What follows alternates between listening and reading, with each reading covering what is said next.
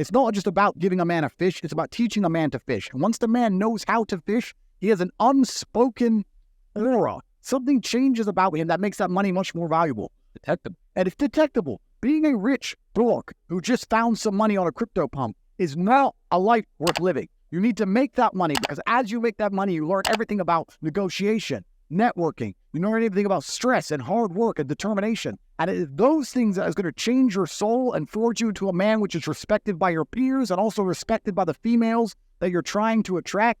And they're going to look at you in a way where they're going to know, I can actually trust this man. He didn't find this money. He didn't get this money lucky. He earned it. He's the kind of man who never fails and never loses. And that's why it's so important that you earn money. Even if I could give you all $1 million right now, I wouldn't do it. It wouldn't be good for you. It would be detrimental to you. Most of you are not ready for wealth. You have to go out there and earn it yourselves. Being average is not acceptable at all. It's not acceptable anymore. And it's not acceptable in the sexual marketplace, but it's also just not acceptable, I don't think, even in life, period. You have to diversify now so much to even protect yourself. The idea that you can just be a law-abiding citizen in a country and just work your job and be okay is gone. It's gone. If COVID doesn't prove that, I don't know what will. Look at my situation. You have to diversify. You have to be smart enough that you have assets and friends and the capability and lawyers and whatever all over the world now. That's the only way to protect yourself. You can't just sit within one jurisdiction and go, oh, well, but I don't speed, so it's going to be okay. I don't think it is. I think it's coming to a point where it's not going to be okay. And AI is going to make it harder and harder again for those average men. It's going to be harder and harder. I don't think the exceptional men are ever going to suffer from AI. I think we're going to use AI. For so many men say, I want to be the man, but they don't want to suffer. They don't want to fight. And I don't understand why, because even if you look at a superhero movie, they tell you, even in superhero movies, they make it very clear. Batman's parents died. I get so many emails from people complaining about their bad things. I don't have time to reply to any of them. But if I could, I'd say, good luck. Congratulations. Off you go. Of course you broke your heart. Of course you're sad. Of course you miss her. She's with me now. That's light. That's arm. And that's the only way you're going to get to that level of resilience. You can't become the man any other way. Manhood is exceptionally hard, and life is hard. But how you shape yourself will determine how hard it is for you and how miserable it will be. I've said this many times in many different iterations on different podcasts, but I want to repeat it again. As a man, there is no easy life. If you're looking for an easy life, you should have been a girl. You made a mistake. Yeah. Your life is not about being easy. Your life is not about being happy. Your life is always going to be difficult. All of the pain you feel, all of the sadness you feel, you're supposed to feel as a man and have effective binary choices. You either go through the suffering and go through the trauma and go through the hardship it takes to be a man of value, or you suffer eternity as a nobody. And being invisible, I would argue, is almost worse. You can have a very stress-free life if you work in Starbucks. You don't care about the Starbucks once you clock off. You're not at work at the time. You go home, you play video games, and you exist until you die.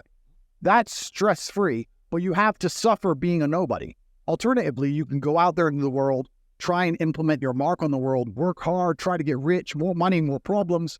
You can try to start a business, the stress of that. You can lose your girlfriend because all you're doing is working. This is a new level of stress, a new level of trauma, but at least you'll be a somebody at the end of it. There's two ways to suffer. You either suffer as to becoming a somebody, or you suffer as a perpetual and forever nobody. What if you were afraid of nothing? Nothing. Man, beast, financial, bankruptcy, nothing. Do you understand what that would mean? How would your life have changed? Once you become fearless, life becomes limitless. I'm not afraid of anything. I should be dead by now. I've been run over by a charging buffalo. Got up, chased it down, killed it. Killed a Kodiak bear with a knife. You can't kill me. I believe that with all my heart. You can't kill me. And of course, the people that I've talked about, Andrew Carnegie, Henry Ford, Rockefeller, Steve Jobs, they're all tough. Snowflakes melt under pressure. In 1986, the average man's handshake pressure was 118 pounds. 2016, 96 pounds. Testosterone levels in sperm counts tested 50 years ago, and today they're producing 60 to 70% the amount of testosterone levels in sperm counts as they did. We're dying out. They're deathly afraid of everything. Everybody's scared to death of what might happen. They want to come across as your friend. It's like my snowflake test. You know, the first question, paraphrasing it, what would you do if somebody spit in your wife's face? And the answers range from, well, I try to ascertain what kind of day he was having. And if he had a bad day, I try to be understanding. I'd be in prison for murder. I would beat the guy to death. Is that what we need today? No, I'm not saying that's me, though. Okay. But I am advocating that the guys act like they had a pair. There's never an easy time to make a hard decision. Never. But what you have to be able to do is pull the trigger, take action. I honestly want to be considered one of the hardest men to walk the planet Earth in the history of the world. And what I mean by hard, I'm not talking about the guy who does the most pull-ups, the most sit-ups, runs the most. Just a person who's able to overcome any adversity in front of him, to figure out a way. Hardness isn't about all this physical shit, man. Yeah, it helped me get to where I'm at.